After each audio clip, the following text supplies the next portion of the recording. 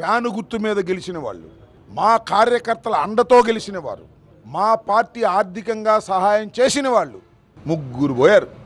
దానికి పెమ్మసానికి ఎవరు కూడా కండవ కప్పెట్టున్నాడు, ఒకరికో ఇద్దరికో. వాళ్ళందరూనంట వారు అభివృద్ధి కార్యక్రమాలు చూసి వస్తున్నారని ఆయన చెబితే గుంటూరు ప్రజలు, రాష్ట్ర ప్రజలు మేము నమ్మాలా అంటున్నా. ఏం జరుగుతుందో నాకన్నా మీకు తెలుసు, మీడియాకు తెలుసు, గుంటూరు ప్రజలకు తెలుసు. చివరికి సంతలో పశువుల్ని కొన్నట్టుగా కొనటానికి తిరుగుతున్నారు. ఈ అంబటి రాంబాబు గారిలా నేను మాట్లాడలేను. మా గుంటూరు వెస్ట్లో 2019-24 మధ్య మద్దాలగిరి గారు వైఎస్ఆర్ కాంగ్రెస్ పార్టీలోకి వెళ్ళారు. ఆయన ఎలా వెళ్ళారంట, ఆ రోజు కొన్నారా వాళ్ళు.